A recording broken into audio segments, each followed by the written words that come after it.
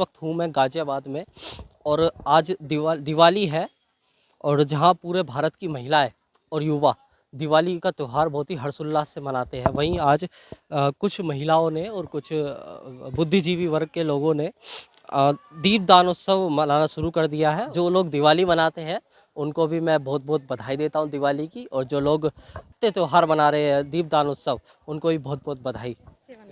अच्छा, इस बीच मेरे साथ में अनुराधा जी है, अनुराधा वाल्मीकि। मैडम, आज आप दिवाली ना मना करके आज इस अम्बेडकर पार्क में कुछ प्रोग्राम कर रहे हैं, क्या उस कार्यक्रम का उद्देश्य है और ऐसा आप आज ही के दिन क्यों मना रहे हैं? पहले तो सभी को मेरा नमो बुद्धाय, जय भीम। मेरा नाम अनुराधा वाल्मीकि है, मैं सेवानगर से हूँ। हमारा ये पर्पस है कि जैसे आज दिवाली है तो दिवाली ने हमें दिया क्या है?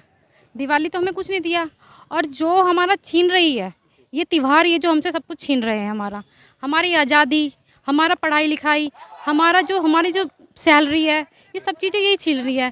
तो इससे हमें मिला क्या? इसी पर्पस पे हमने ये प्रोग्राम रखा है, बौद्ध धर्म 22 प्रतिज्ञा लेने का, क्योंकि ये जो बौद्ध धर्म है इसमें हमें सब कुछ मिल रहा है, सुख चैन सब चीज़, हमारी मान सम्मान इज्जत सब चीज़ मिलती है। पर हमें जो मनुवाद है, जो हम मनुवाद में जी रहे हैं, उसमें हमें क्या मिला? उसमें तो हमें बेइज्जती मिलती जाती है हमेशा। इसलिए हमने तय किया है कि हम आज के दिन 24 अक्टूबर दिवाली के दिन बौद्ध धर्म को हम ग्रहण करेंगे। और जो बाबा साहब ने जो 24 अक्टूबर 1956 में संविधान में आर्टिकल 25 में ये बोला था कि जो मनुष्य है वो अपने लिए कोई भी धर्म अपना सकता है।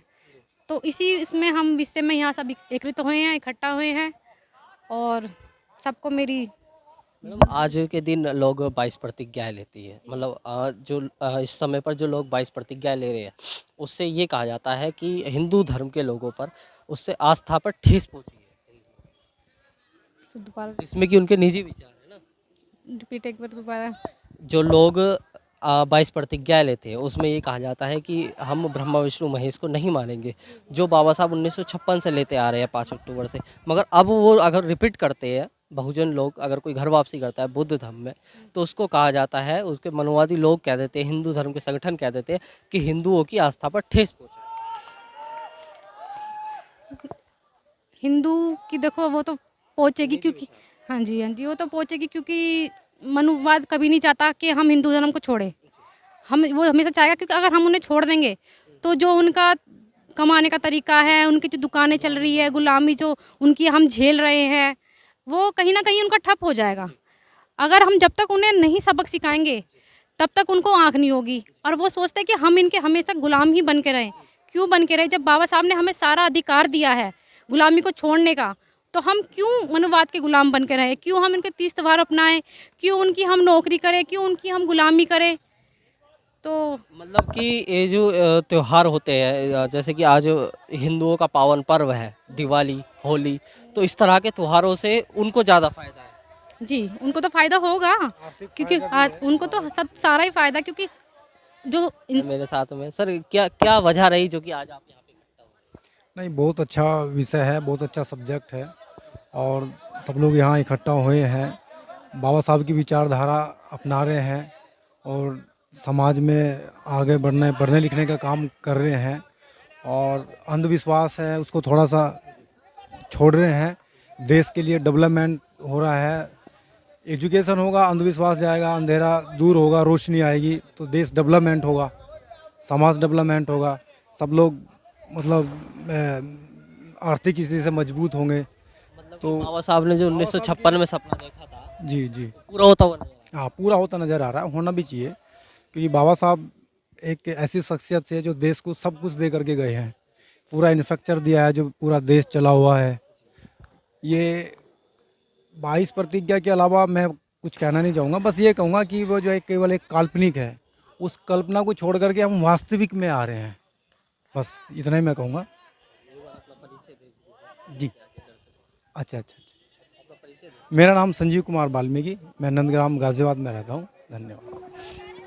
आज गाजियाबाद के अंबेडकर अंबेडकर जयंती पार्क में तमाम महिलाओं ने बौद्ध धर्म की दीक्षा ली है। मैम, क्या उद्देश्य था इस कार्यक्रम? नमो बुद्धाय, जय भीम। आप सभी चैनल वालों को। और मैं कुछ ज़्यादा तो नहीं बताऊंगी, लेकिन हमारा बौद्ध धर्म को अपनाने का यही उद्देश्य है कि हमें सदियों से अपमानित होना पड़ता है, हमारे महापुरुषों को भी अपमानित होना पड़ा है, हमारी समाज की जितनी महिलाएं सदियों से अपमानित होती चली आई हैं। और आज भी हमारे देश में कहीं स्कूलों में बच्चों को प्रताड़ित किया जाता, कभी पानी पीने के लिए, कभी सड़कों पे चलने के लिए, कभी महिलाओं को भी इतनी आज़ादी नहीं थी यहाँ पे।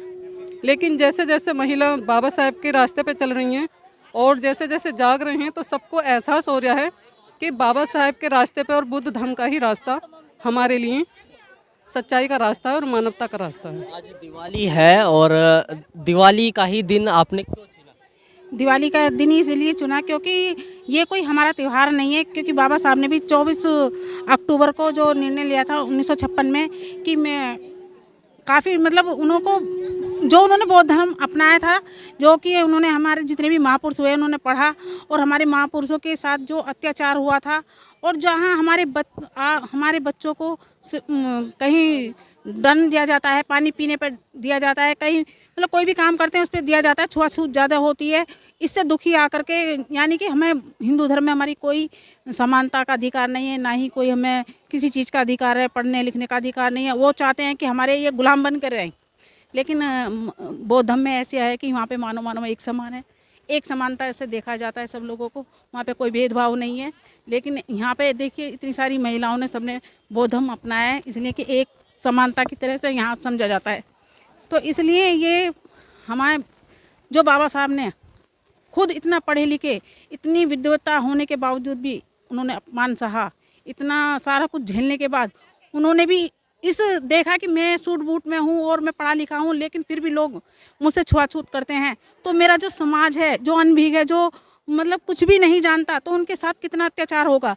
तो उन्होंने अपना ये निर्णय लिया कि मैं अगर अपने समाज को इस नरक भरे जीवन से मुक्ति नहीं दिला पाया तो मैं अपने आप को गोली मार लूँगा।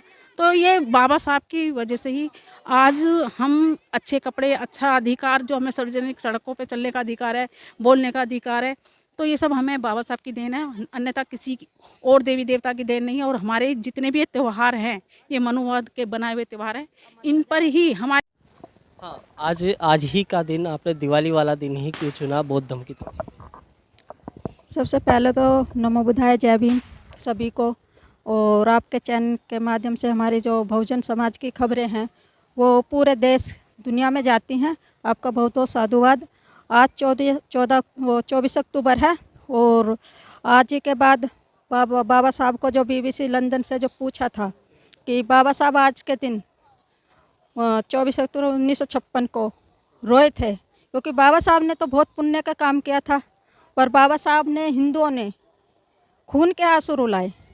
और हिंदू धर्म में रहकर हमें नारी जाति को कभी सम्मान नहीं मिला।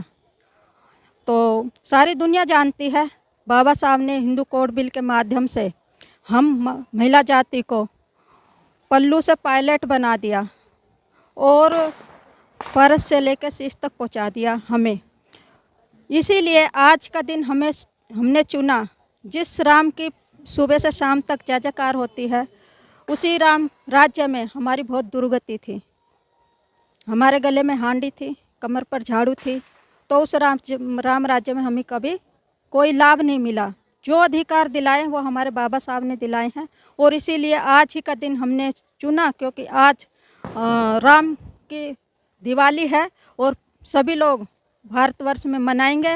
और आज हम महिलाओं के साथ, अपनी पूरी टीम के साथ, भीम ज्ञान चर्चा की जो टीम है और भी बहुत सारी महिला जागरूक हैं, सभी महिलाओं ने आज दिवाली के दिन ही हिंदू धर्म को छोड़ा है। आज के दिन हम हिंदू धर्म को ठोकर मारते हैं।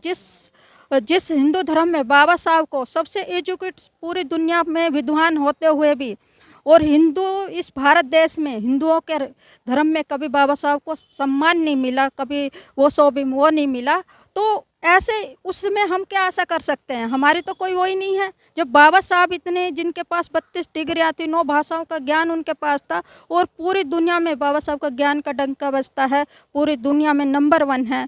तो आज हम बाबा साहब को पढ़कर, बाबा साहब की विचारधारा को पढ़कर आज हमारा मान सम्मान जाग गया है, स्वाभिमान जाग गया है। क्योंकि बाबा साहब ने भी ये कहा था कि दलितों, पिछड़ों और नारियों, जब आपका मान सम्मान जाग जाए, स्वाभिमान जाग जाए, उस दिन आप हिंदू धर्म ग्रंथों को बम्बों से उड़ा देना। और आज हम वही मनुवादियों को खोखला करने की आज शपथ लिए हैं, हमने 22 प्रतिज्ञा लिए हैं, जिसे हमने आज हिंदू धर्म को ठोकर मारा है।